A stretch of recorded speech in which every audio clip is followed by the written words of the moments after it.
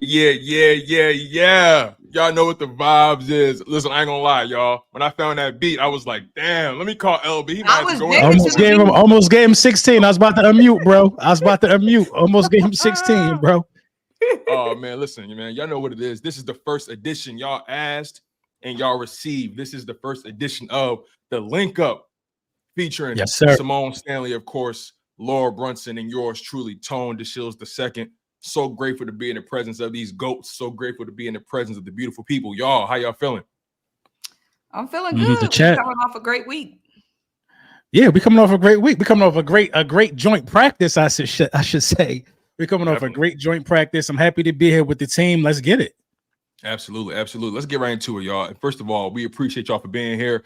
PD Tadded, Mad Bird, Hawk It Up, Cool Cat Connor, Hazard 88, Quadera Johnson, Yogi Wilkerson. It's D1922. It's so many of y'all. Rob the Actual, Martell Ruffin. We're grateful for y'all being here, man. This is the first time we're doing this thing, and we're trying to keep this thing going week by week every Wednesday, hopefully at the same time, Lord willing. And we're gonna have some fun, man. Like y'all said, it's been a hell of a week for the Philadelphia Eagles. It's been a hell of a week at New England. And word around the street is they saying we look like they saying we look like Secret Service. They saying we look like Secret Service, Tone, on the thumbnail. Hey, listen, you know what I mean? Escorting the president. I take it. We escorting the president. I take it. Facts. It's because I got the suit on. That's crazy. Think about that, but I knew one thing for sure though. I had to have the leading lady in the middle, my man. Like that's just, of course. You feel me? But I ain't gonna lie though. When I was looking at it last night, I'm like, damn, we kind of do look militant.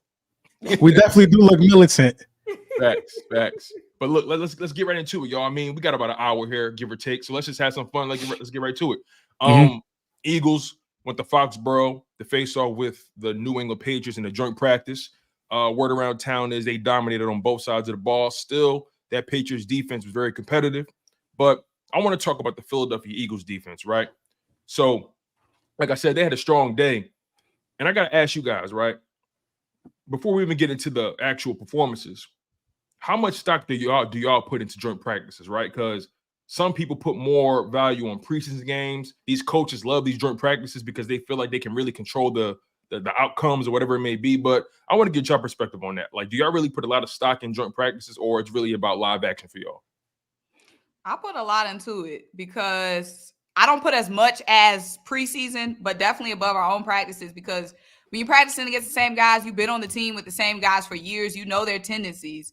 But going up against a different team, going up against the different players, being in different situations and how you respond, I think that's big. So I really like the joint practices, especially, I mean, we're going to get into it, like AJ and Devontae going against Christian Gonzalez, and these guys just going up against different competition besides themselves for the last couple of weeks.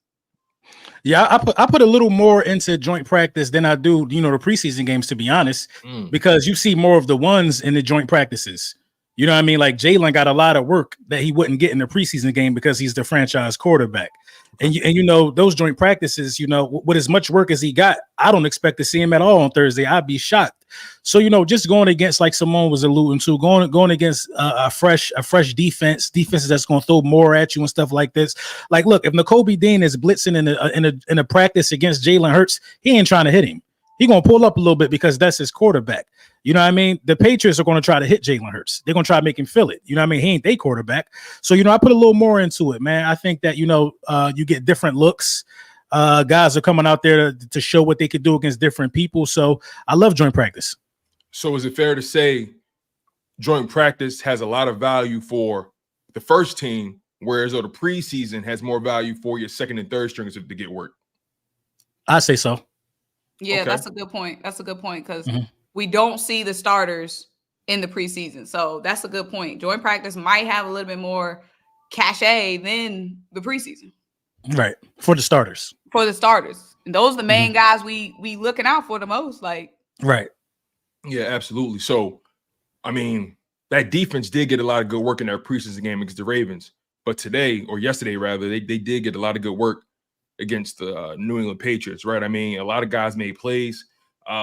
Jeremiah Trotter, he was able to secure an interception against the Patriots, first team offense. Trotter actually ended up jumping a route, reading it and reacting, then picking off Jacoby Brissett You saw Zach Bond grab an INT off of a Nakobe Dean pass breakup, right? Met the receiver in the end zone. Zach Bond was able to take advantage of that. You know, Bradbury, he had an up and down day. I mean, you just saw guys making plays. The defensive line made plays. They were extremely physical. So I got to ask you guys right now, just based off what y'all heard, what y'all read, what y'all saw from that joint practice, as of right now, who do you guys believe is having the strongest training camp thus far on the defensive side of the ball? I'm gonna let Simone go first. I gotta think about that one. I'm gonna have to go just as an off season as a whole, or just joint practice. Up to this point, because you know Up it's to kind of this been point. up to this point. Up to this point. I'm gonna say Keely Ringo. Damn, that's a good I point. was just thinking about that one. I gotta go with Keely because I mean we was all talking, you know, Isaiah Rodgers, yada yada yada yada. Maybe y'all were, maybe other people were, but I was seeing Keely Ringo as, you know, we got Quinyon, we got Isaiah Rodgers, we got Darius Slay, like, you know, Keely Ringo going to be a rotational piece. He's going to be that fourth guy. Mm-hmm. Absolutely not. Like Keely Ringo looking like my starting corner right now. So Himothy. You said what? You feel me? Looking like Himothy. I agree with you, Simone. And the way he just so quiet with it too, because I feel like Keely Ringo is one of those guys that, you know, he not gonna be on the mic'd up. He not gonna be on the little games they do on TikTok and whatever. So we don't really get to see his personality. We don't hear much from him. We don't really hear him in the post-game pressers. There's all of a sudden just like Keely just making all these plays, a silent killer. I gotta agree with that, man. I gotta second that. It's Keely Ringo for sure, because what helped Keely Ringo for real was, you know, just the disappearance of Cooper DeJean due to his injury. So when Cooper DeJean got hurt, then you have to move Quinyon Mitchell to the slot where he's excelling. You know, by the way, you know, Quinyon Mitchell would be high on my list too as a guy that stood out, but Keely Ringo definitely got that.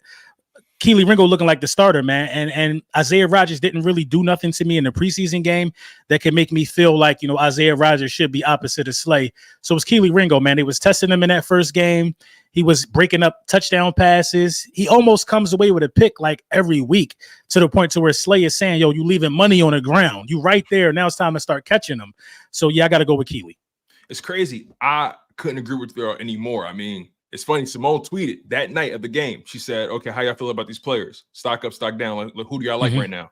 And I gave her a whole list of guys with stock up, stock down. I gave Keely Ringo stock up. I gave Isaiah Rodgers stock down for that game. And a lot of people started killing me. They did. They was like, damn, Tone, he only gave up one catch. Like, what's up? He was barely in the field. And I'm like, I'll put you like this. And I even threw some bell. I said, you know what? I'll concede this, right? Maybe it's not stock down, but it ain't stock up. I didn't see nothing too impressive from Isaiah Rodgers. But as far as Keely Ringo, he was sticky in coverage all game. I mean, after he gave up that first catch, you couldn't throw his way. I mean, he was in the hip pocket, and he was mirroring every move that the receiver was doing. I mean, granted, those are like second and third string receivers, but to see that kind of progression from his rookie year up until now is pretty remarkable, if you ask me. I would agree with that, man. You know, Keely showed me something. So this is what I'm saying from Isaiah Rodgers. He wasn't bad. So like you say, the stock could be neutral, could be in the same place. But at the same time, what did you do to like wow me? You know what I'm saying? What did you really do to like show me that, you know, that you're here now? I feel like it just was something missing. Maybe it was Russ, but he just wasn't moving like a guy that wanted to me. You know what I mean? Keely was doing all the things that I didn't think he could do based off last year, like turning his head around, high pointing balls. You know what I mean? That quick slant, he was giving that up last year. He's right there on the hip pocket there to break that up in the end zone. So I see development from Keely. Whereas though Rodgers, you know what I mean? I mean, it is what it is. Definitely a guy that could still make the roster, but Keely's for sure the one right now to me. And then especially since I feel like I didn't see the reactions to people, what they were saying to you, Tone, with the stock down. But I think, like you said, it could be stock neutral, but I can see why you would say stock down, because coming into the preseason game, one of the biggest questions was who's going to run with it. Is it going to be Keely or Isaiah Rodgers? Like at training camp, Isaiah Rodgers will be with the ones 3 days in a row, then Keely will be with the ones 3 days in a row. Like it was given like it's a battle between them two, and stepping into that battle in the preseason game, Keely was looking hungry. Keely was looking like he was on a mission. Yes. Whereas Isaiah Rodgers just didn't stand out. So I think that's where you could say stock down or stock neutral. And that's really my mindset. I'm looking at it from the perspective of if the Philadelphia Eagles are trying to be taken seriously on the defensive side, they need to see people that's hungry. They need to see people that's out there trying to win their matchup, not out there playing 5-10 yards off the receiver, trying to make a play or interception, whatever it may be. Like, a lot of people say Isaiah Rodgers is the playmaker guy. He gets INTs. And then Kelee Ringo, he's more of the physical, athletic guy that's going to stay in your hip pocket, right? He's going to get pass deflections. And my mindset is, okay, although Isaiah Rodgers does have his skill set, when I just look at Kelee Ringo physically, the height, the size, the athleticism, the speed, how rangy he is, and then you couple that with the technique that we're now seeing from him, you can't tell me he shouldn't be on the field ahead of Isaiah Rodgers. And it kind of blows my mind because even in these practices, we're seeing Isaiah Rodgers starting with the first team ahead of Kelee Ringo day after day. And that's something I'm still not quite understanding right now. Right. And these in my mind, this is how I gauge like who's going to be difference makers for the Philadelphia Eagles. It's easy to eat against the guys you see every day in practice. Like when Isaiah Rodgers was standing out, he was playing against guys that he got a relationship with. These guys' mannerisms, who got what and who brings what to the table. You ain't heard nothing from Kelee Ringo when he was playing against A.J. Brown and all of that. It wasn't that much hype around him. So Kelee Ringo was going out there making his name against guys, that wear different jerseys. I want to see that from Isaiah Rodgers. Be a guy against guys that don't wear the same jersey as you. So, that's what it boils down to. Like, I guess we're going to get into like who we think stock up and stock down. I think a lot of guys fall into that category, though. Yeah, we're going to get into it. Let's we brought up Cooper DeJean briefly, right? He made his comeback at the joint practice. Didn't get any real work in. He was on the side doing individual work. He was dealing with that hamstring. We know how hamstrings can be real tricky. You don't want to really throw a guy out there too soon with that. And it begs the question, where should DeJean fit in on this defense, especially since the Eagles have began to define roles for guys, right? They began to define Quinion Mitchell as their slot guy right now. And obviously Rodgers and Ringo, they're competing for CB2. I guess my question is, right, again, where does DeJean fit back into this situation with all this competition going on and with the roles being defined? I feel like DeJean gonna be a slot backup, I guess, rotating between the outside and the slot.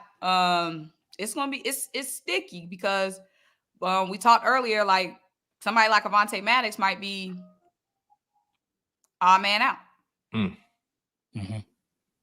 I can see that. I could see Cooper DeJean being a rotational slot guy. But the thing about Cooper DeJean is he could give you everything, though. He could possibly take them reps away from Bradbury at safety, because I don't like Bradbury there, to be honest. So I can see Cooper DeJean being a rotational guy in a multitude of different, positions.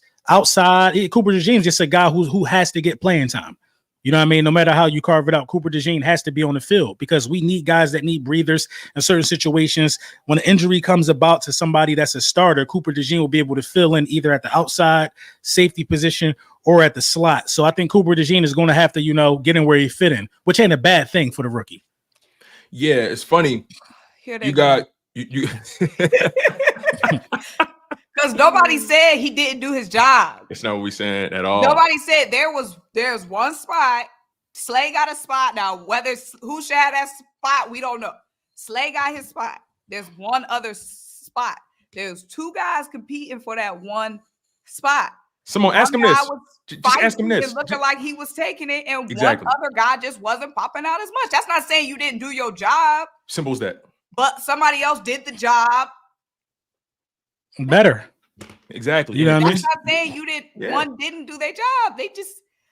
This is the thing, man. You can't become a crowd. You can't become a fan favorite, especially in Philly, without putting in the work. We love his story. He did his time. He back. You know what I mean? We love what he could do. But hey, man, listen. As mid as Jalen Mills might be in the eyes of some people, he earned the responsibility to have green hair because he did his job well enough to be a fan favorite. Isaiah Rodgers got to do something. Yeah, it's time to play. It's time to win a championship. You got to do something now. Exactly. I mean, let's be honest. We're not babysitting talent here, right? We're not babysitting guys. Can't do it. We're not babysitting guys that's just out there just trying to tread water, right? No, on this team, especially on this defense that was bottom of the barrel last year, you got to make a splash. You got to be seen. You got to be heard. You got to make sure when you go in them rooms, they feel your aura. You feel what I'm saying? So, when it comes like going back to Cooper DeJean, right? Y'all spoke about how potentially they may rotate him at the nickel spot. I was thinking about this and how versatile Fangio is with his coverages and things of that nature, right? I even believe we can see DeJean in some big nickel situations, some dime looks, right? Maybe swap him out. Because here's the thing, right? They play nickel all day anyway.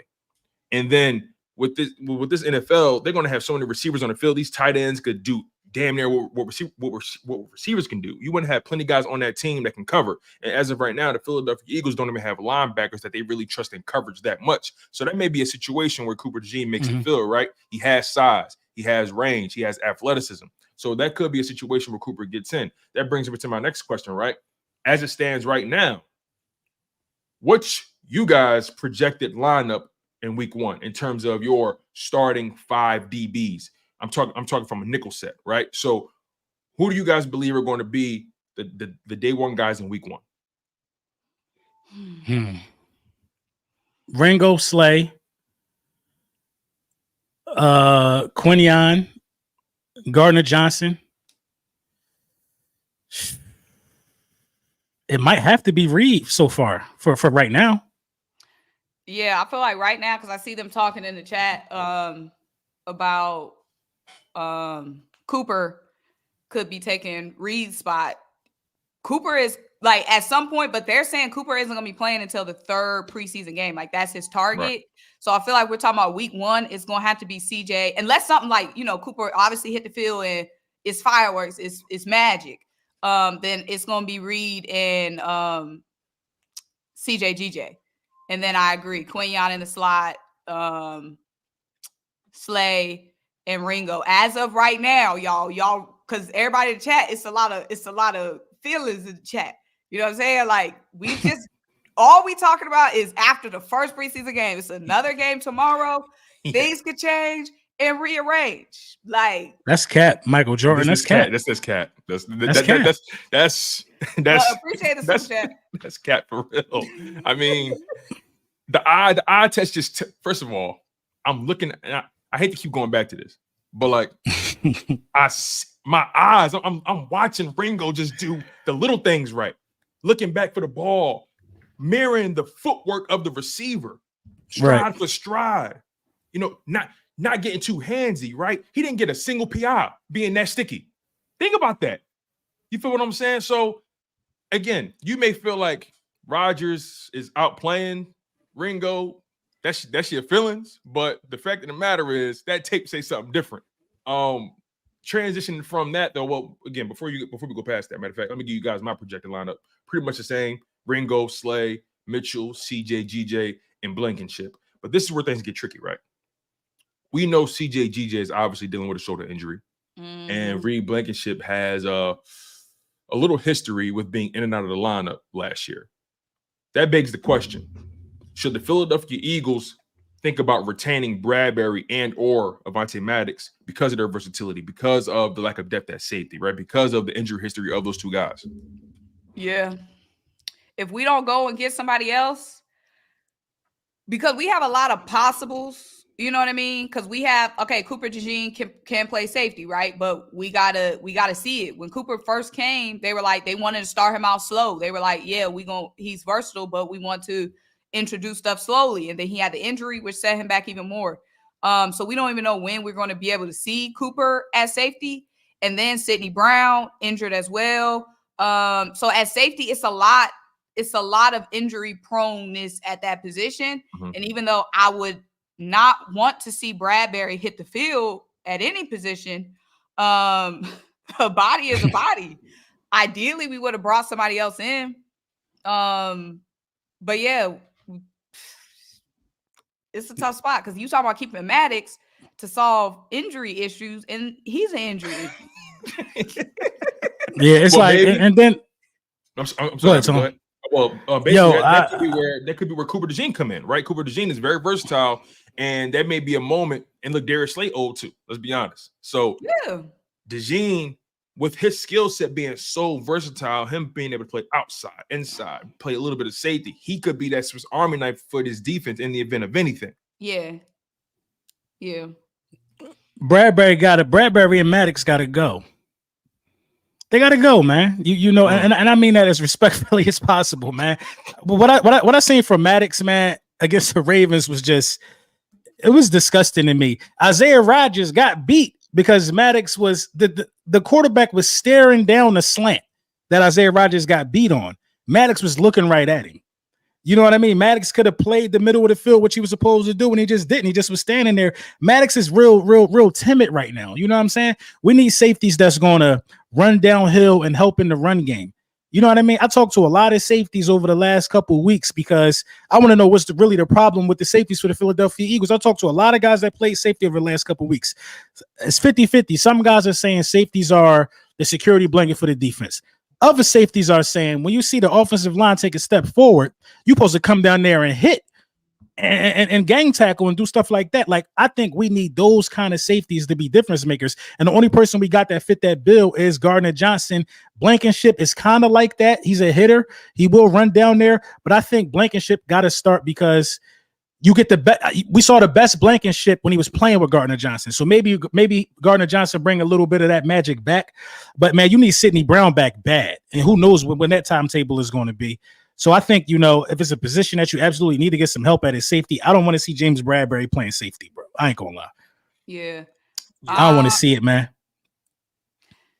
Yeah, the safety position. That's tricky, sticky. Right? That's the one. It's sticky. It's funky. It's a lot of talent, but it's a lot of brittle bones.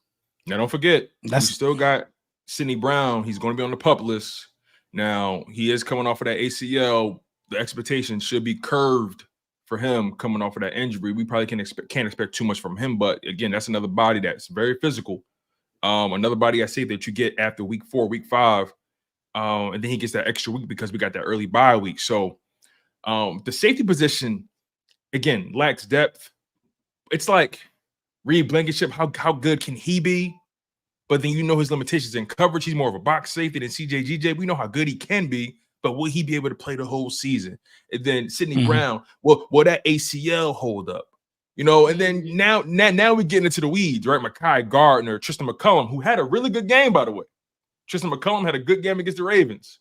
So that DB room outside of corner, when you get to that safety position, you see talent, but then at the same time, you see uncertainty as well. They need to throw some bread at Justin Simmons. I ain't gonna lie. Right. They need to just spend the bread because right now, I feel a little better about linebacker. I feel better about linebacker to the point to where you could spend some money on the safety. I don't care how old Justin Simmons is. You trying to win a chip. We ain't trying to develop nobody, man. We trying to win now. I think you need to throw some bread at Justin Simmons. Yeah, we ain't got time for that. The window's now. They saying he beefing with Fangio. Okay, y'all can shake hands and put that Super Bowl up on your wall, whatever y'all need to do to envision and squash whatever beef y'all got going on. We got bigger goals than 2 men beefing. That's what I'm saying. If Fangio need to be the one to bridge that gap, then because Fangio know the type. We went out there and signed Kadeem Stearns. Dude is injury prone too. Right. From the Broncos, we went out there and grabbed the wrong Broncos safety. Right. Injury prone too. That picture that was a what do they call it? Clickbait. That picture was clickbait, wasn't it? Right. Dude was a Panther last. No, because and then the light skin, like it looked like a quick scroll. We had signed. Let me tell you this though about that, right? They cut him. The Broncos cut him. He hasn't played a game since week 1 of last season. Broncos cut him. The Panthers pick him up. They cut him 2 days later because he didn't pass the physical. He failed the physical, right? Yeah. So I'm trying to understand if he failed the Panthers physical, how the hell he passed ours? Right. I don't know, man. Vic was talking real nice about him, saying that he's a good player, but though it's a lot of safeties out there that the Philadelphia Eagles need to. You need to go pick the safety up that's going to tackle and hit. You know what I mean? You need to go pick the dude up that's going to tackle and hit, man. At this point, you need depth at that position. Definitely. I think it's almost like you need depth so bad right there. I think the championship is riding on that. You know what I mean? By you making sure that position is shored up, it's riding on that position. It's interesting, right? You mentioned the linebacker position, right? You're feeling a little bit more confident in that linebacker position right now. And at that joint practice, we talked about the linebackers was making some plays, even in that preseason game. It just seems like the linebackers are starting to turn the corner, in particular the young guys, right? Jeremiah Trotter and Nakobe Dean, somebody who I've been very candid about not being really optimistic about, but he's been slowly starting to string together these moments You feel me? And again, with him, it's like, okay, we trust you going downhill. In coverage, that's where things get a little tricky for me. Jeremiah Trotter Jr., I don't know what it is about this young brother. Like, is it the bloodline, the legs? I don't know what it is, but it just seems like his instincts, he may have the best instincts in the linebacker room. I mean, give me your perspective on that linebacker position right now, the things y'all heard about from that joint practice. Just break it down for me. I see rolling with the chat, with the super chat. They was on our head a couple chats ago about not getting to the super chat. But rolling with we trying to give y'all a cohesive show. Right. Y'all don't know tone of professional. They say just hopping in the chats and hopping all over the place. You know what I'm saying? But now it's we definitely gonna get to all of them before we close out though. Definitely. Yeah, we're gonna get to all the super chats before we close out. But at the link up, it's some structure, We're trying. We all got some structure to this. Trying. Just leave your most important questions right there in the super chat form. We're gonna get to all of that. Yeah, we're gonna get to all the super chats before the show is over. And as it fits the topic, we might get to it during the topic. Exactly. But yes, linebackers, excuse me, because linebacker is one of the sketchiest positions I've been talking about this whole offseason. Nakobe Dean looked great in that preseason game. Shout out to Nakobe Dean because I know he gets a lot of flack. He was on bus watch for a long time. He had that light on. You know what I mean? He turned that light off. Zach Bond. It was looking like it was Zach Bond and Devin White. I feel like Zach Bond his spot is really in question as that starting linebacker. I feel like all through camp before we got to the preseason game, it was like, it's going to be Zach Bond, it's going to be Devin White, it's going to be Zach Bond, it's going to be Devin White. But the way Jeremiah Trotter Jr. played, wow. I know we were hearing little things here and there at training camp, little things here and there at practice, like, oh, he had a good day today. But the way he was making all those plays, just so timely, he wasn't looking like a rookie out there. Like, that was not looking like his first preseason game. Like, the instincts already there. I'm super positive about this linebacker room now. Like, I'm excited for the linebacker room. Like, seeing these guys next to Devin White eventually, it's going to be good. Mm-hmm. Zach Bond fits into that category that Isaiah Rodgers, I just put Isaiah Rodgers in, a guy who looks good against his team, you know what I mean? But then when it's time to play against other people, you kind of wonder, like, what happened to everything I was hearing. The Trotter Jr. situation is real interesting to me. Trotter Jr. just proves that Fangio was an old school coach, because all Fangio has been talking about is Zach Bond this, Zach Bond that. Almost like Fangio didn't want to give the young rookie too much props too early. You know what I mean? Because you had to see some of that in camp. You had to see that he was already, a little above the learning curve in camp. You had to see some of that. So now that it's on the field, you can't deny it. You just can't deny it. Nakobe Dean, he definitely dimmed the bus light a little bit. He definitely came out there and definitely put on. You know what I mean? I'm not mad at a duo of Trotter Jr. and Nakobe Dean for a series or something like that. They both prove that they complement each other really, really well. Nakobe Dean is still a little questionable in coverage. Not a little, a lot of questionable in coverage. But Trotter Jr. might be the best linebacker on the team right now. Mm-hmm. You know what I mean? That just might be facts, man. When the last time we had a linebacker jump a route and get an interception? That's elite instincts. Jumping a route like a cornerback to get an interception? Come on, bro. Finish the play. Yeah, finish the play. You know what I mean? Like make it make sense. Last time I saw that was Kaiser White in preseason before we went on a Super Bowl run against the Jets. The last time I seen a linebacker jump a route and get an interception for the Eagles. So I think Trotter got to start week 1. Like, what are we waiting for? I think Trotter and Devin White got to be your guys week 1. Zach Bond could come out there and get some of them special teams reps, go out there and tackle and stuff. There's nothing wrong with that. You got to get in where you fit in. But Trotter and Dean, Trotter and White are the best combination you got right now. And Ben Van Sumeren played good too. A lot of people not talking about him. He was all right. Yeah. It sounds like y'all saying Devin White and Zach Bond should be concerned. It's down told, y'all. Y'all, I ain't say nothing about Devin White, but I'm just saying, listen, Devin White, he's another player. Great going downhill. But then when you ask that man to backpedal things, get a little tricky for him as well. He's not consistent in coverage either. But when you see Jeremiah Trotter, who plays like that true middle linebacker, I put it to you this way, man. As of today, if you're in the dime look, because in the dime look, you gotta have at least one linebacker on the field. If I'm in the dime look, I feel comfortable with Trotter. I'm going with Trotter because he could cover. The cover, how rangy he is, the speed. I mean, look. I'm going to say it. I believe both Devin White and Zach Bond should be concerned. They both on 1-year deals. The Eagles don't owe them a damn thing. So the way I see it, don't be so funny because the way I see it, like try because think about it. Dean especially, right?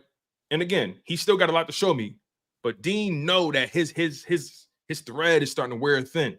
Trotter, he got the bloodline in him. He just seemed like a natural out there. Devin White, he got a lot riding on the too. Don't get it twisted. And then Zach Bond, he trying to keep his career going. But it just seems to me, when I watch that preseason game, we going back to the Keely Ringo Isaiah Rodgers comparison, right? I'm looking at who popped, who showed me something, who made an impact play. I saw Jeremiah Trotter Jr. go head-to-head with a tackle and then found a way to scrape off and get to a mobile quarterback. What's his name? Josh Johnson. He fast as hell. He found a way to scrape off the lineman and sack the quarterback. Come on, man. At a 3rd and 2? That's a first down for most teams. Yeah. But look, man, I'm gonna let other people have their narrative. I'm gonna ask you this, right? Because you kind of broached it a little bit. You said Trotter got to be the starter week 1. A lot of people already made their bold prediction saying Jeremiah Trotter could end up being the starter by mid-season. So let me ask you this question. And this is where things get a little funny money. Between Trotter and Nakobe Dean, who's more likely to end up as a starting linebacker before the season's over? And who's more likely to be the one to lose their job, Devin White or Zach Bond? I feel like go ahead. More likely to be the starter is Trotter. You know what I mean? More likely to be the starter. I think Trotter's starting week 1. Who job he taking? I'm telling you, I think he's starting week 1. I think he's just gonna keep compounding on. He hot right now. You know what I mean? He got something figured out. He finding his niche within his defense. I think likely to be a starter is Trotter week 1. Likely to lose their job is Bond. Yeah, because he don't have a job. Yeah, he don't have a job. Devin White in the interview process. Right. Devin White got a job. Yeah, based upon what he's did in the past. Based upon him with this fresh start. Devin White got a green dot. Zach Bond ain't got no green dot. He ain't getting the play brought into him. Zach Bond is literally out there to fill a gap and stop the run, which he didn't look that good at, you know what I mean, against the Ravens. Now, granted, they didn't play that much. So hopefully we get some more of Zach Bond, but Zach Bond was better in the red zone. I will say that. But, Zach Bond, man, if you start in Zach Bond, you don't want to win if everybody else healthy. Damn. But yeah, go ahead. No, you fine. It's just somebody had put, don't get too hype about preseason games. But here's my retort to that, right? This is the moment where you evaluate guys and you catch guys, in my opinion, in their rawest form. This is why I say that. Preseason games, you got guys out there not just fighting to make a roster spot. It's deeper than that. They try to pay bills. They try to put food on the table, right? They playing for their football livelihood, right? Some of them players got wives or kids that's sick. They need that game check. You feel what I'm saying? Right. So I take preseason games very seriously. I take the effort in preseason games very seriously, and I also take the performances. I don't take the scoreboard seriously, but I take the performances and what people do with their job very seriously. So yes, I'm going to read into preseason games because those guys have no other option but to show they belong on this roster, and that's how you evaluate it in live action football. And y'all got to stop telling people what to take serious. You know what I mean? We got to take it serious because our job as content creators is to express how we view the game and how we see guys progressing. If we don't take that serious, then we will be giving you guys false information. So got to take it serious. We don't care who wins, but we care who performs. Exactly. And the preseason game, like you said, like this is literally guys in certain positions trying out for the first team, trying out for the second team, trying out for a roster spot. Like these guys in a lot of these positions have so much to lose in these preseason games and so much to gain. And we're only talking about the positions where the big battles matter. You don't hear us going up and down in these positions where we already know is locked up and things are locked up. We talking about we don't care about Kenny Pickett. And what he did, like we're not about to go and dissect Kenny Pickett, Tanner McKee's performance. We only talking about the positions that is riding on these preseason performances. So, and then second of all, why we can't be hyped from what we seen? Why? Especially when football's coming up. Yes, we still talking about the preseason game was the last thing we got. Why they acting different? Like, it ain't like it's week 9 of the season. We like remember in the preseason game though when Trot was doing all that. That's a different conversation. But why they acting different? Why they acting like football season ain't back? Why they acting? I don't even know if that's an Eagles fan because that's not becoming of Eagles fan behavior. You know, you talking about a franchise that has 60,000 at practice. We excited for everything, right? But to answer your question, Tom, you said who was most likely to start? Yep. So between N'Kobe and Trotter, who's most likely to start at any point in the season, and between Bond and White, who's more likely to lose their job to that person? Yeah, I would say Trotter. Absolutely, just the versatility and the ceiling we just seen is so much higher, and losing their job. Bond, because like I said, Bond don't have a job right now. Bond is a top candidate. He's a candidate for a job, but he don't have a job right now. He in the final interview stages. So his joint practice didn't buy him a little bit more leeway. Yeah, it did. But again, I don't feel like he's already locked up that spot. Like, okay, fair enough. Trot is breathing down his neck right now. Like, we're gonna have to see in these next couple of weeks. Like I feel like right now Devin White is presumed starter, like unless something crazy happens. But I feel like Zach Bond is still fighting for that. It's funny, right? I told people when we drafted Jeremiah Charter, they mentioned his size and all that kind of stuff, and they kept saying, "Well, we got 2 small linebackers now: N'Kobe Dean small, Jeremiah Charter small." And my mindset was, but they're built different though. Like they just look different at the position, right? And for me, when it comes to Jeremiah Charter's career and what we should be looking for. The perfect comp, in my opinion, is Nick Bolton from the Chiefs. Not really a big linebacker, but he can play the coverage. He can play the run. He's smart. He's rangy. He's athletic. Nick Bolton, I think he went to Missouri. Chiefs, I think drafted him. I think in the 2nd round or maybe late first, if I'm not mistaken, a couple years ago. Nick Bolton is the one who had the scoop and score in the Super Bowl. Helped cause that fumble. Well, helped score that touchdown off the Jalen Hurts fumble. So again, right. What Jeremiah Trotter can provide, I feel like it goes beyond the stat column, right? And it goes beyond just his last name. I'm just going off of what he's done. And first special team snap, he's smacking dudes. First time as on the a field, gunner. As a gunner. Like, let me ask you this, right? Since we just talking about just the physicality of the game, right? And what this guy's providing. Tell me if I'm tripping. I was watching that preseason game, and on both sides of the ball, did the Eagles look tougher? Did they look more physical than years past? It was a sense of urgency that I felt like I haven't seen in quite some time. Tell me what y'all think about that. I agree. When the starters left, the starters look soft to me. I ain't gonna hold you. The starters look soft to me, man. You know, some of them look confused. Some of them look like they ain't want no contact. The game got physical as soon as N'Kobe Dean and Trotter Jr. was gunners on that punt return. That's when I saw the defense start to rally to the ball and gang tackle a little more. You know what I mean? Hey, I got to keep it a beam. I got to listen. You know, these guys was only out there for a couple minutes, but yeah, it's the first play of the game. Jordan Davis get turned around. You guys missed the gap. It's like a 15-yard run. Then the next play after that, you know what I mean? Nolan Blown Smith coverage. don't set the edge, blown coverage on a little pass to the running back. They had to settle for a minute. You know what I mean? Then the second drive, it was better. It was a little more, I guess. They tightened I up. guess it was a little more physical. It was a lot. All right, let me chill on them. It's preseason. But yeah, man, it was a little more physical. It was a little more physical. I feel like the special teams, since that's what we were starting off with. Okay. The special teams, I feel like I saw a lot of just explosiveness, a lot of that physicality, a lot of that hustle. Definitely from the special teams. And then the defense, I feel like, you know, as the game kind of went on later in the game, I feel like I really saw it pop out later in the game from the defense. But I feel like I really like the hustle that I saw from the special teams all game. Do you think I will say this though? No, go ahead, LB, go ahead. The aggression was a little better because we schemed up certain blitzes and certain ways to get guys to be running free at the quarterback.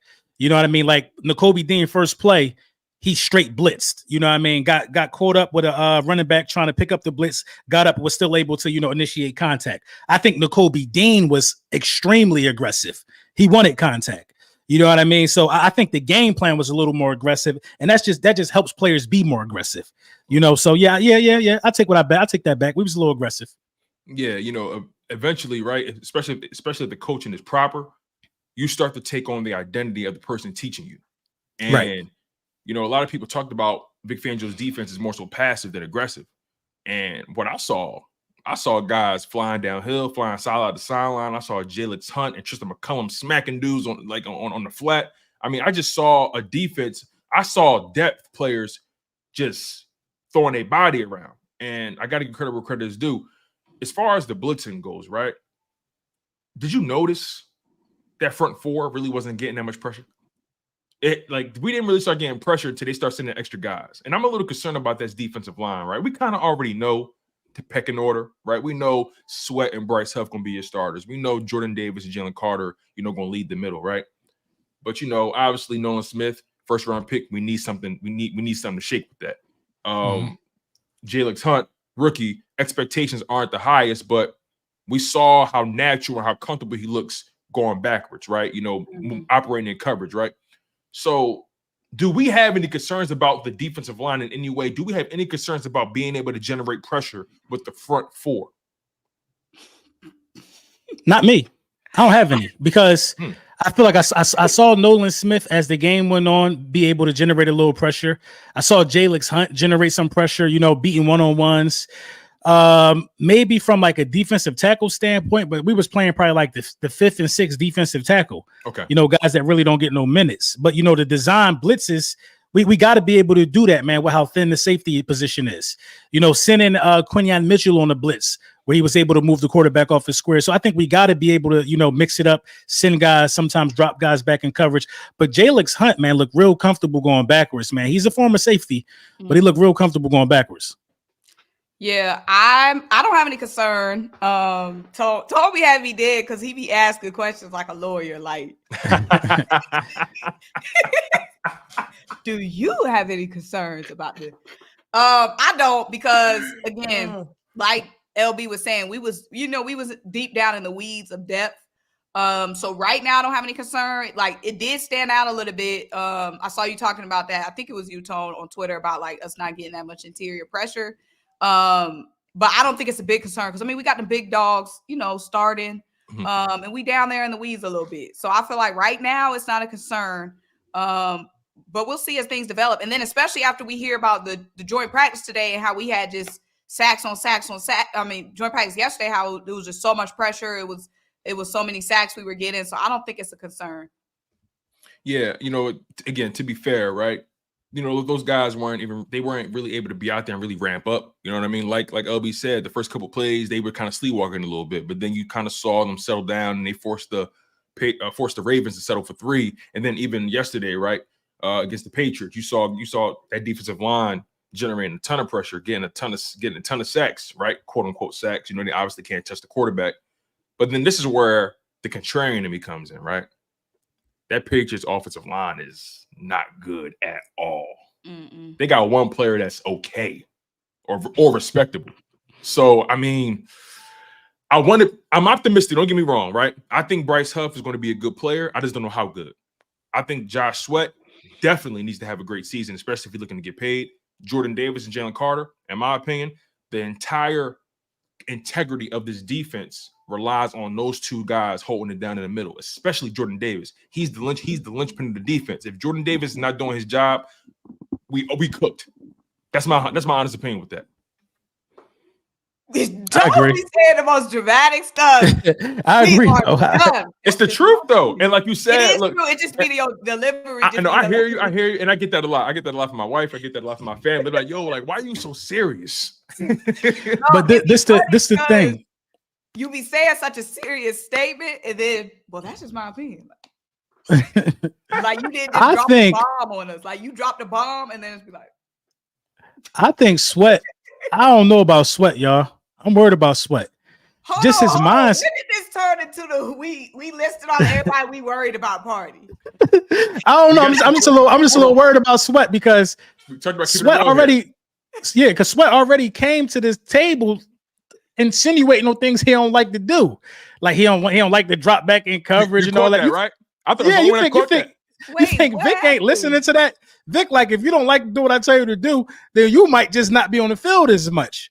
So Sweat might have already talked himself out of a bag. It was a minute ago. This was like right before, probably like the first week of training camp. I think he said he had an issue with dropping back in coverage or something that he's not like fond of or something like that. You can't say stuff like that, bro. You want like laughing it off though. He tried laughing. Yeah, was like, you want like a baby. You want a baby prove it deal. You know what I mean? You want a baby prove it deal. Guys got to drop back in this defense. That's why Bryce Huff don't look as explosive, because he is learning a new system. He's learning how to drop back. He's learning when you got to do a stunt. You know what I mean? Sweat got to say, I'm willing to do whatever it takes. Yeah. You know what I mean? Like, he talking like a guy who don't even want to give maximum effort, but we going to see. Yeah. I missed that one. He's been having a quiet, in my opinion, he's been having a quiet training camp a little bit. He did have moments in the joint practice. He did generate a sack. Bryce Huff did. Nolan Smith, Brandon Graham. A lot of them guys generated sack, you know. So I do want to give him, you know, his just due in that regard. But I agree with you, LB. That's not something you really want to hear. I spoke about this on my live stream several times. We need everybody. It's also a good point too, though. That I think a lot of people are not missing. They're going against Stoutland University every day. So everybody might end up being food to them across from them when it's game time. So we never know. So I'm not taking what we saw out of joint practice. I'm taking that serious. I feel like that's our real potential, even though the New England line ain't nothing to write home about. Okay, fair enough. Because, you know, guys like I said, Nolan Smith, he's the one guy that I'm going to be paying attention to the most, because Lane Johnson spoke about him on the Chris Long Green Light podcast. And he basically mentioned how, you know, Nolan, he came in with more muscle, more power. But even more so, what I noticed about Nolan coming back to camp is how he's actually rushing the quarterback with a plan. He actually has a blueprint with what he's trying to accomplish when he's rushing the quarterback. In the previous season, he kind of just relied strictly on his speed. But now Lane was talking about, now he's starting to string together some moves. He's throwing in some counters and all that, you know, the swim moves, the spin moves. He's really starting to utilize that toolkit. And that's really what it's going to come down to, because, you know, you lost Fletcher Cox, right? You lost Hassan Reddick. You had to replace a ton of production from those guys. And I don't care where the sacks come from. I need that defensive line to be able to stop the run, and I need you to be able to get to the quarterback.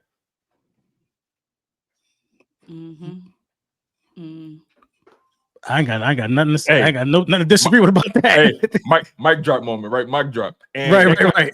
That kind of begs the question, right? And I saw you tweeting about this, LB. You feel like the Philadelphia Eagles need to go and get Matthew Judon. And yeah, here's my retort to that, and then I want to hear your perspective. You know, it doesn't really make the most sense to me. Here's why. From a financial standpoint, and strictly a financial standpoint, it ain't got nothing to do with the talent. It really don't even really got much to do with his age for me. But his situation with the Patriots is he wants more money. He wants more security. He has no more guaranteed money left. The dude already sat out a couple practices just to prove a point, but they called his bluff and he came back. So I guess I'm trying to figure out, why would we trade for a guy that's looking to get paid when we let a guy walk that was already in the building and we didn't want to pay him? Now, granted, Hassan looking for maybe $25 million. I understand letting him walk. Judon, my biggest question is, what is he looking for? Is he looking for a Bryce Huff type of deal, $17 million a year? Is he looking for just, you know, some extra money in his back pocket like they did with Josh Sweat? Look, he go $10 million guaranteed. You know, like, what is he looking for? That's my biggest question with Matthew Judon. He turned down 6. Reportedly, he turned down 6 from the Patriots. I think you could get him for 11, 9. You know what I mean? He turned down 6. You could double up to 6 and get him for 12, which is cheaper than Bryce Huff. That was my mindset with that. Okay. You know what I mean? You get a proven guy, you get a Pro Bowler. You know what I mean? You get a guy that's been a part of some good teams. Yeah, he's a little older, but you could get him 2 years for $24 million. Hassan wanted that for 1 year. Yeah. So that was my mindset with that, man. Get a guy who could get some pressure on the quarterback and a guy that could cover running backs too. Now, he did get cooked by Saquon on a wheel route, but that's Saquon Barkley. You know what I mean? Get a guy that can, still get you some type of production as in terms of an edge rusher. He fits perfect schematically with Fangio. He might fit better in Fangio's scheme than Hassan Reddick. So, I mean, my mindset was it might only cost you 12 a year. Okay. If he's talking Hassan numbers, then it absolutely don't make sense, to your point. Yeah, I feel like we get him for like, if he turned down 6, I feel like we can get him for like 9, 10. Yeah. That's a good point. See, I didn't know what they offered him, right? Yeah. Mm-hmm. They offered him 6, yeah. And I knew he was coming off of a season-ending injury last year, so his leverage is pretty low right now. He doesn't have the most leverage. But if you look at just his career, he's been a very productive edge rusher. You bring him in, he brings a ton of veteran experience to that edge rusher position, brings a ton of accountability. He's played for 2 legitimate organizations, the Patriots, and played for the Ravens. I mean, he's a legitimate pass rusher. He's a specialist. And you might not even need him on all 3 downs. We bring him in on 3rd down. You feel what I'm saying? So you may be on to something. I had to ask you about that because I knew, or we know what the situation is with Hassan Reddick and the Jets, right? Mm-hmm. They made an offer to him. He declined it, and they still traded for him, which was idiotic. So let's transition to the offensive side of the ball, right? Because although the defense is where most of the stories are, I feel like the offense still has some things to talk about, right? Let's start with the quarterback position. Jalen Hurts has been pretty steady.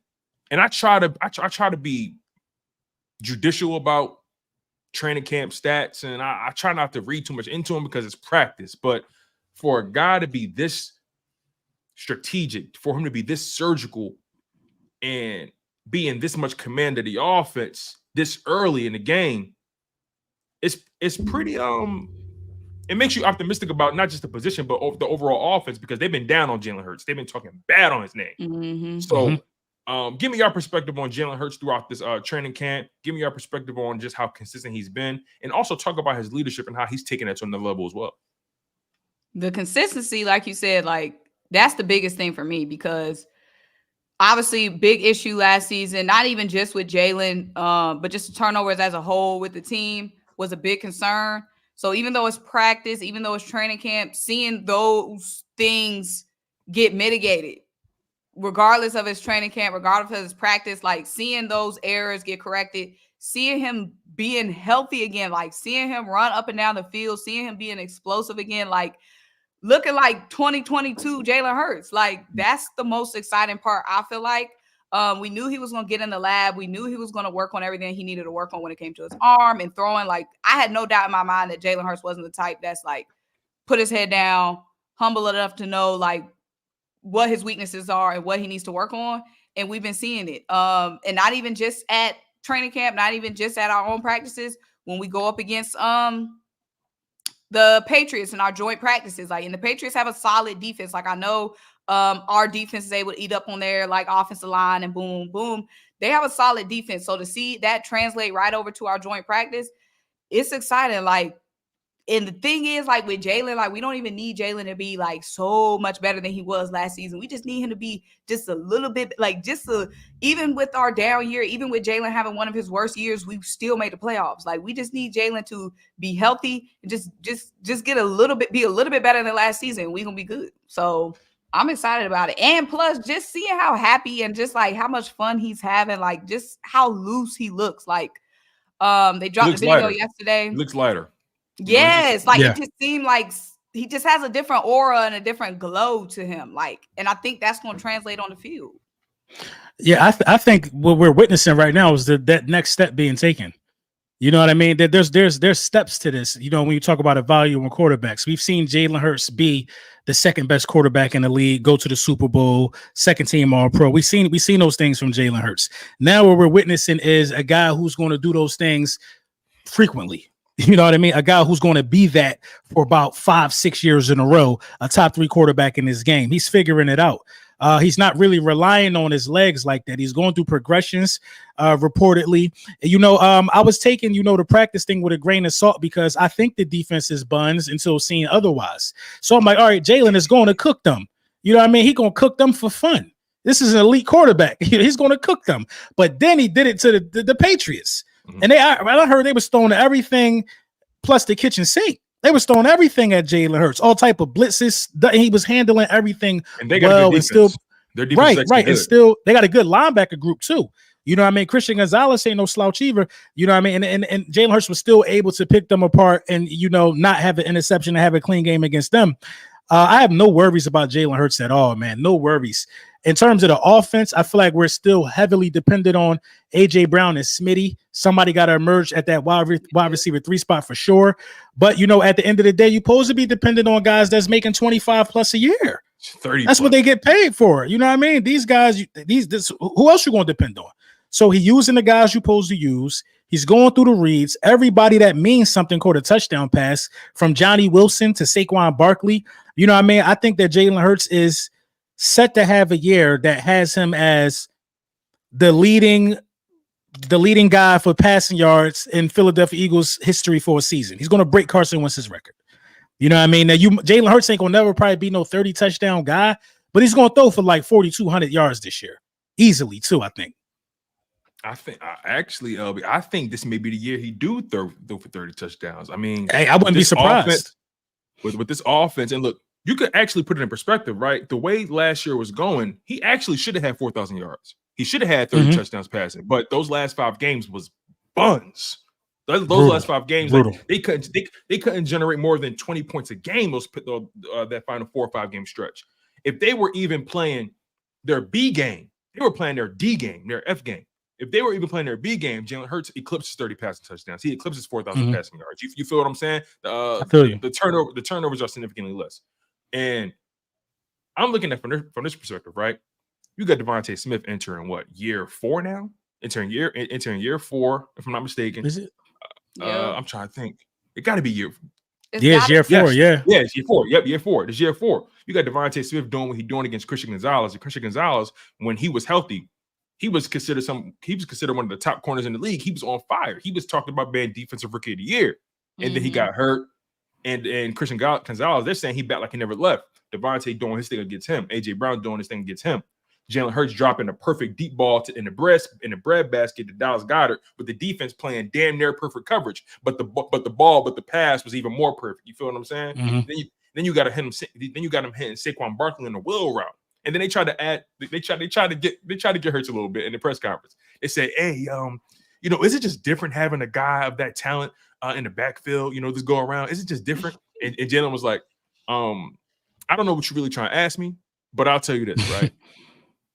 That same play you're talking about, we hit Kenny Gainwell with the same play in open practice. So I'll put it to you this way. It's not, and I'm paraphrasing, but it's all about execution.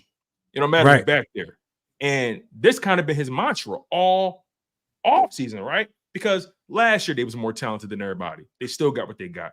In 2022, they was more talented than the Chiefs. Still lost Super Bowl. So there's a narrative here, right? The Philadelphia Eagles being more talented than the people they lining up against, and yet they still get the short end of the stick. Jalen Hurts sees that. He's experienced that. He's lived through that way too many times. He's been preaching to everybody. Talent is not enough. We got to come in here and execute. We got to iron out the details. We can't make the dumb mistakes. We got to be prepared because anybody can get got. I will take a team that executes more than a team that's more talented any day of the week. That's what Tom Brady was running with. Good execution. They didn't have the most talented teams all the time.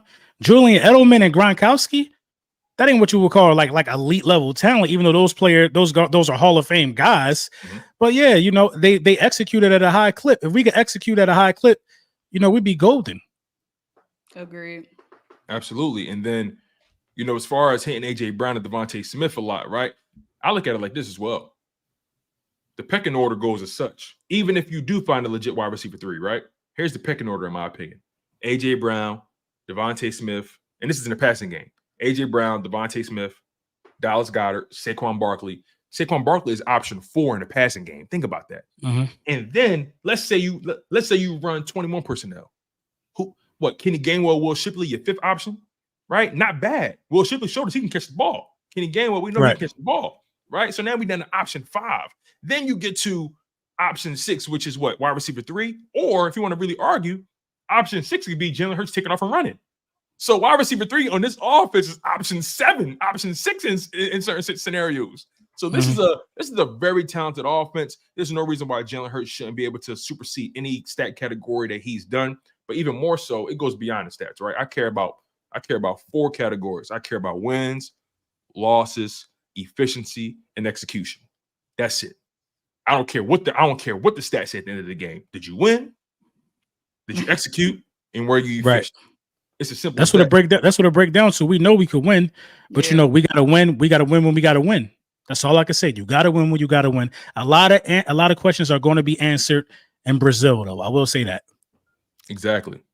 LB, after watching that preseason game, is it so easy to cut Cubby? No. Nah, I ain't gonna lie. I like Cubby. Was it you who said Cubby was gone? I don't know what I was saying, but I ain't believe in him. I can tell you that. I like Cubby, bro. I might have said something. No, it's not easy to cut him because he out here saying all the right stuff. Number one, he in a press conference talk about I'm gonna. The press conferences be too long for me. Like who, Cubby? Yeah, but this is what he's saying though. I'm gonna be able to tell my kids that I played with Devontae Smith. He's wilding right now in the press conference. Then he's saying stuff like this. He's like, man, I've learned more from Devontae Smith and AJ Brown the first 3 months than I've did my whole college career. That's crazy. Then you going out there and playing good. Right. He talking like it's his spot. You know what I'm saying? He's talking like that's his spot. LB, here's the thing, right? That's also what he said. Go ahead. I'm watching a bunch of Cole Beasley film because he fit well. Yes. He fit well in Kellen Moore's system. Hey, he talking and he backing it up. Yes. And hey, I'm all about fairness and equality, as my girl would say. Fairness and equality. You know what I mean? He deserves it. Receiver out there. Listen, right. He caught all his targets. Even though they was some of was bubble screens, whatever. What they did was they utilized his skill set in the proper situations. I don't want to see Devontae Smith doing a bubble screen. I'll be okay saying Brent Covey do a bubble screen because that's his skill set, right? And then even with even more so in his press conference, this is what he said that really kind of like took it over for me, right? Obviously the Amendola and the Cole Beasley stuff is dope too, right? But he said, at this point in my career, there's no reason why I shouldn't be able to make an impact on offense. At this point, I'm looking to be a wide receiver. I know I could return punts, and I'm paraphrasing, but he was like, I'm looking to be a wide receiver. And that's real. I respect that. You can't knock that type of confidence. I can't. And also, real quick, someone before you go, if you notice, Brenton Covey, he's very disciplined. He runs the route he's supposed to run, and he's always where he's supposed to be. And in my humble opinion, that goes a long way with the quarterback. That builds trust, that builds chemistry. That I will take a lesser talented player if I know exactly where he's going to be, rather than somebody who's more talented is always freelancing doing their own thing. You know what? He looking a little, need I say it, a little Greg Wardish, a little reliable. He looking a little reliable. Oh, reliable. And first of all, everybody in the chat talking about no chat. No. Because last time me and Lord Brunson was live, I was fighting for my life in the chat, trying to keep Cubby. Y'all, everybody in this chat who was on that last live stream, 90% of the chat was trying to cut Cubby. So for real? Yes. Damn. So they all switched it up now. No. Y'all had me fighting for my life. Somebody pulled my exact quote. Fitness Warrior said, LB said, I don't care if he was number 1 in the league in punt return. If he can't be a wide receiver, he need to be cut.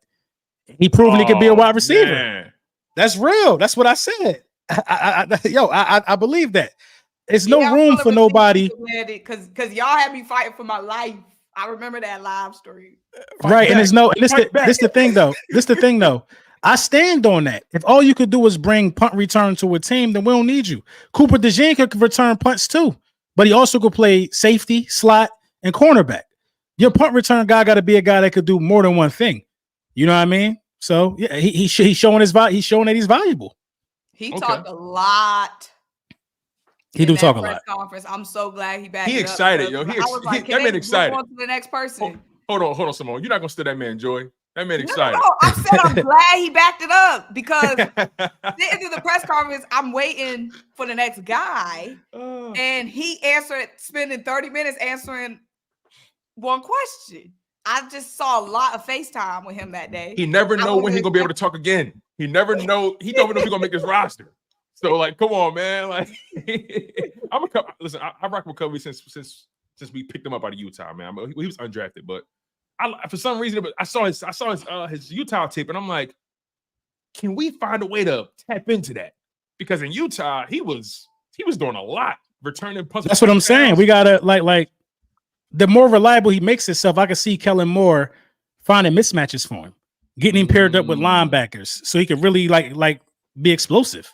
Yeah, and then even taking it a step further, if you really want to get Johnny Wilson on the field, I even suggested to the live chat on more than one occasion, you use Brandon Covey in between the 20s, because I think Brandon Covey could be a chain mover because he's so reliable.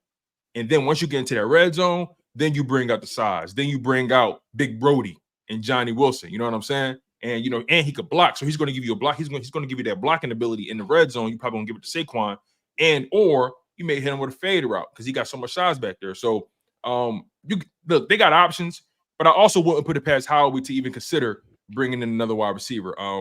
That's just how he thinks. Oh yeah. That's just how he think, man. Matter of fact, but I guess we're gonna wait on Paris Campbell because Anaya Smith. AJ jumped out the window for him too. You saw? That's what AJ do though. I know. AJ gonna do that. I'm glad he did that. I ain't see it. What AJ say? AJ, because they asked him about it at the joint practice. It was a press conference, and they said, what's been your thoughts on Anais? He's kind of, been struggling, blase. And he basically was like, well, to be honest with y'all, it's not really as bad as y'all making it. At the end of the day, right? It's practice, and he gonna get it. He a rookie. He young. Like, chill. Like he'll be all right. So I'm like, okay, all right, player. I'm rolling with you, big dog. No, I'm laughing. AJ. What you want him to say? AJ do be talking with his chin. He be like, right. He got to say that though. He got to say that. Exactly. And it's the thing though. It hold a little less weight to me when you hear CJ Gardner-Johnson screaming on him, telling him he ain't do shit all camp. Now why he do that? What you mean? Why he do that? We need people like that. We need people like that, though. Unfortunately, no, people like me, so you can point. You're right. It's a little. It was a little much, in my opinion, because it's a little harsh. It was harsh for a rookie. Y'all, no, but he running around. This is what Anaya Smith doing though. He running around vlogging his whole rookie experience. You know what I mean? That's fine. He run camera in everybody's face. What's your name? That's fine. Do that. But also do stuff when it's time to play the game that you're here to play. Let me say this. This is not directed at Tone and LB. This is directed at a lot of y'all in this chat, because I'm seeing a lot of wild takes in this chat. How is Anais, who is what, a 5th round pick? What was right? Yeah. No, he was 4th. I think he was 4th. Will was 4th. Will was 4th. Okay, he was 5th. Anais was a 5th round pick. And Johnny was 6th. This is at Eagles Twitter and a lot of y'all in this chat. How are y'all calling? It's August 13th. How are y'all calling a 5th round pick a bust? I didn't know that was possible. Y'all calling Anais a bust is so out of pocket. It's so darn dramatic. He is not even on bust watch. First of all, can a 5th round pick even be a bust? Exactly. I feel like you got to be no, you can't to be considered a bust. Second of all, it's way too early. Why am I seeing Anais being compared to Quez Watkins in this chat right now? And y'all talking about us being dramatic about preseason, and y'all be wild. I'll be honest though. This the thing though. He did. No, I'm with you on that, but it don't help fumbling in the preseason game on a punt return. He didn't make the most out of his opportunities. Yeah, simple as that. He out there thinking he playing NFL street. He out there trying to juke people. This ain't college, bro. People is fast now. Don't get me wrong. Did he perform? Was his performance good? No. But is there any alarms that should be raised? I don't think any alarms should be raised right now. And y'all talking about, is he gonna make the team? We not cutting Anais. He going to the practice squad. Yeah, a practice squad maybe. Yeah, he'll go to the practice squad. Now CJ. But this is the thing though. All right, go ahead. They saying something in the chat. Whether Anais, we all have the best hopes for Anais. If Anais doesn't have a good season, that don't mean a bust. I feel like you can't call a 5th round pick a bust. Like, it's impossible. A 5th round pick, you just hoping he pans out well. Like, I feel like a bust can only be somebody that you have exceptionally high hopes for, which is a 3rd round and higher to me. Even if Anais Smith ends up on the practice squad, whatever, How are you calling a 5th round pick a bust? That's dark. But see, I agree, and I kind of disagree with that because you can't. These guys can't help where they was picked at. Steve Smith before the draft said Anais Smith was him. I know. He said Johnny Wilson was a bust. This would a damn near Hall of Fame wide receiver. So he said Anais Smith is him. This dude is going to be explosive. He damn near boosted his stock. This was before the draft, I think. I started looking at the tape like, damn, who is Buddy? I remember because I was using that. Right. Then he said Johnny Wilson can't chew and he can't walk and chew gum at the same time. He's gonna be out of the league, and it's looking like Johnny Wilson out here looking way more comfortable than Anais Smith. So when you got like commentators having high hopes, it automatically would give the average fan high hopes. Anais Smith right now is a little underwhelming. Is he a bust? Yes. I don't know. But he's a little underwhelming. Underwhelming is the word. Like, yes, underwhelming, underperforming. You can even say disappointment. But I feel like bust in the NFL and in the NBA world is reserved for like number one. Now, if he don't make the team, he will be a bust. No, but hear me out though. No, I kind of agree with Simone because when you drafted in those 5th, 6th, 7th rounds, you were hop, skipping, and jump for being undrafted. So like, what's the real expectation you have out of a 5th round pick? People not even watching the draft. Casuals turn the draft off on day 4. I don't know, man. I don't know. If you get drafted, if your name get called and you don't make a roster, then you might be a bust, bro. You might be a bust. That's the if you don't make the roster. That's the debate. When the last time a Philadelphia Eagles draft pick ain't make a roster? First of all, okay, that's a good question. Y'all dramatic. Well, you know what? No. I'm just giving an example. Hold on, wait. You want to know why? You don't see that? Because Harry Roseman makes sure his draft picks make the roster. Exactly. Right. Because he don't want to take that kind of L. Exactly. Let me ask y'all this question though, right? Because I definitely got to ask y'all concretely, stock up and stock downs, right? We didn't get to it on defense, but we'll get to it. So we talked about the offense. We talked about guys that we like, we don't like. We talked about guys being bust or being underwhelming. We got into it, right? So I'm gonna give y'all several names on the offense side of the ball that I've been thinking about, and I want y'all to tell me stock up or stock down. And you can give me a reason, or you can just leave it at that. So number 1, Mekhi Becton. Up. Tyler Steen. Up. Why do y'all say up? He lost his job to Mekhi Becton. See, don't be doing. But this is why he didn't lose his job because he can't play the position. He just was unavailable. And Mekhi Becton is a former 1st round pick. I know that. I'm just trying to No, yeah, because people probably wondering. So yeah, both up though, both up for me. Okay, I feel that because you're right. Since the injury, he lost his job to Becton, and it's been an uphill battle for him, and it's not really his fault, to be honest. But also, I think let's be honest. Jeff Stoutland. He played against the Ravens, though, right? He played well. Right, exactly. But he had 2 penalties. Yeah, and I take penalties serious because penalties go win you and lose a game.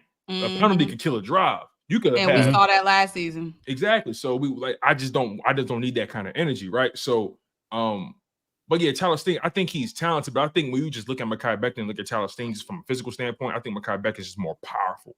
He's the bigger dude. You know what I mean? And again, first round talent, you can't deny that. He had to battle injuries his whole career as well, but he's starting to settle in. I think he played all 17 games last year.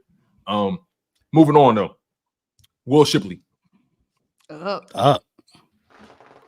Do y'all anticipate some situations where we're seeing 2 running backs coming out of the backfield with this, with this offense?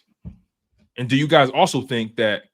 And again, I know Kenny Gainwell's in the contract year, and he is having a good camp so far. Everybody's saying he looked different right now. Do y'all think it's a situation where Will Shipley can start to take some reps from Kenny Gainwell? Is it possible? Is it feasible? You said no. I don't think so. I think Kenny Gainwell on a mission. I think Gainwell on a mission based upon just how he looked running the ball against the Ravens. He don't look like this. Yeah, he don't look like the same Kenneth Gainwell. So I don't think he's going to take. The only way he can take some reps from him if he don't catch the ball well, because Will Shipley could catch. Mm-hmm. If Kenneth Gainwell cannot catch the ball, which would be surprising to me because he's a Memphis product, they produce pass catching running backs. If he can't catch the ball, then I can see Will Shipley taking some of them snaps. I'll take it a step further. If Kenny Gainwell not blocking, it's over. Because Will tough. Will will do all that. Will Shipley, they talked about him not being good at that leading up to the preseason game. And in that game, I saw Will Shipley throwing his body at guards, fearless, throwing his body at blitzers, right? As a matter of fact, it was one play on the drive where I think he scored a touchdown. It was a third down play. Will Shipley picked up a blitzer in the A gap, gave Kenny Pickett just enough time to deliver that ball to John Ross, I believe it was, on the right side of the field. Saved the play. And then there was another situation where the Ravens sent 2 extra guys, and Will Shipley picked up his guy next to the center, but the right guard, he missed his man, which is why Pickett got sacked. So I saw on 2 separate occasions Will Shipley being fearless blocking. So I think more so than just the catching, I think that's going to be a reason why Kenny Gainwell, and again, that's if Kenny Gainwell is not showing a willingness or just an ability to block, and Will Shipley is showing that, that could be a reason to lose your job, man. So Kenny Gainwell, stock up, stock down. Up. I gotta say up. That preseason game, again, like you said, he was moving different. Let me be honest. He was moving different. He was looking like a starting running back. Yeah, he looked patient. Every running back was falling forward. Like, I mean, the running back room is the running back look good. Deep. Lou Nichols, Terry and Davis Price. I like them. They got a tough decision to make. Yeah, the running back room looked good. And then them deep depths of the offensive line was looking good too. Yeah, Brent Tooth and them guys. Yeah. I'm a Darian Kennard fan. They had him out there all game. He didn't miss a snap. I rock with Bull. I'm gonna be honest. Grant Calcaterra. Down. I agree. You know, I was optimistic about him. I feel like he frail, man. He too frail for me. As soon as he got tackled, I was like, he hurt. I already knew it. I swear to God, I was like, he's gonna be hurt. On the injury report the next day, shoulder. Yep, that's the truth. And that's my reason why his stock is down, because I felt like he was catching everything that came his way. He was taking some hits and he was eating them, but then he took one more hit and it was just he couldn't hack it. So I'm with you guys on that. Johnny Wilson, stock up or stock down? Like neutral. I feel like I'm in that neutral place as well, but I think the reason it's not down is because he's such a good blocker. Yeah. Right. I would say it's up for me because I didn't know he was that good of a blocker. But it's not like crazy up because Pickett threw him some bad balls for real too. Yeah, he did. Yeah. Pickett was putting people in harm's way. Not harm's way. Britton Covey. We just got finished talking about him. Up. It's up. It might be stuck. Right. It might be stuck. I'm telling you, man. I just got this feeling about the ball. I got this feeling. But nonetheless, let me get to the defensive side of the stock up, stock down. I think this is where things will get a little bit more interesting. Oh, Lord. I already know. So let's just start. Nakobe Dean, stock up, stock down. Up. It's up. It's up. Probably not stuck, but it's up. Yeah, you know, he gave you he gave you that. It's up though. It's up there. Right. He gave you that pass deflection that gave you the ball interception, and then also in the joint practice for the first time, he actually started the day with the first team.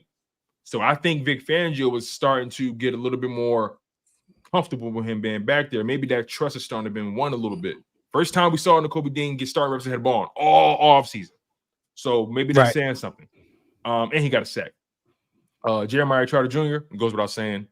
I think that thing more than stuck. That thing on the top of the Empire State Building ain't going nowhere. Yeah, it's up. It's in space. Right, for real. Zach Bond. Down. Really? Well, not even really down. I feel like Zach Bond. I was trying to give him a neutral. He's neutral. But it got to be down because he ain't start the joint practice. Good angle. So it got to be down. It's a good angle. I didn't think about it like that. Okay. Devin White. I got a question mark next to him. What about y'all? Neutral. It's neutral. Neutral. Fair enough. Quinyon Mitchell. Up. That boy is sticky. You know how sticky it gets. You know we saw a lot. We saw sticky coverage. We saw him jump a route. We saw him be a blitzer. Yeah. He's a baller. He's sticky in one-on-ones. I mean, right. he practice one-on-ones with nobody on the field. Exactly. So I like Quinion Mitchell, man. His instincts is definitely NFL level. I think Quinion Mitchell and Jeremiah Trotter Jr., they're the future of this defense, man. Isaiah Rodgers had a strong day and still got most of the first team reps ahead of Ringo, still, despite what we talked about. Neutral. I agree with that. Keely Ringo. Up. Stuck. Even though he let Jalen Reagor beat him today? Jalen Reagor beat him? Preseason all-star. Jalen Reagor beat him today. That's a good point. Well, yesterday. He beat him yesterday. For a touchdown? I believe. I gotta check. But he got beat by Reagor. I ain't like that. But it's still up. It's still up for me. It's still okay. It's up. I'm not throwing the stuck, but it's up. It's up. It's up. It's just Reagor just. Jalen Reagor is a preseason all-star. What we talking about? Reagor always gonna do something. Reagor be popping in the preseason. He do.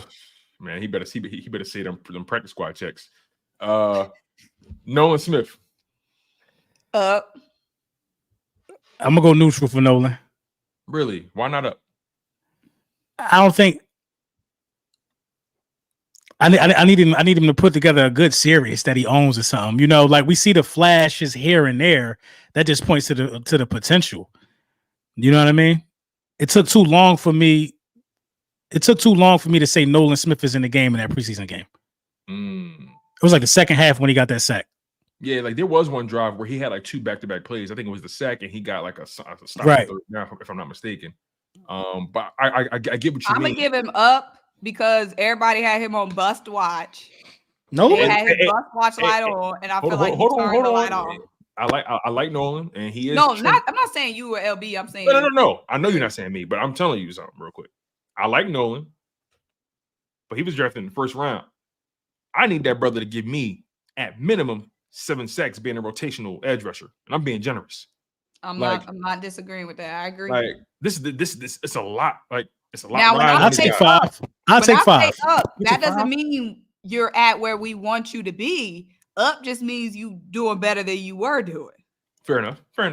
Up doesn't mean we're getting everything we want to get out of Nolan, but we're seeing more than we were seeing. So he's trending up. You know what it is about Nolan? I need to see him legitimately beat like a left tackle we respect. It ain't got to be Trent Williams, but I'm talking about like a left tackle to be like, okay, all right, because like some of his sacks be coming, like he be coming to the line untouched. He be having these sneaky sacks. Sneaky sacks. Like it's like he's sneaking the back door and just like I don't know what. I haven't seen him. But so this is my thing. As free as he be coming, he got to start going for the ball. You know what I mean? Start trying to strip the ball or something. Like you got to start doing stuff like that. I feel that. That's what's going to separate him. Yeah. It's like you got to again, like a lot of his sacks he be coming off free. I need him to do something a little bit more sturdy. All right, we're going to begin to wrap this up soon. Bryce Huff and Jalix Hunt, stock up or stock down? Bryce Hunt up, neutral. Jalix up. Hope it's Huff down. Huff down. Hunt up. He couldn't even wait for me to finish. Oh, my bad. He had to get Huff down. Huff down. Man down. I ain't see nothing. I saw some good get off though, so I'm gonna go neutral. Okay. My bad, Simone. I'll go neutral. No, you good. Now let's get to these super chats. I know they've been waiting.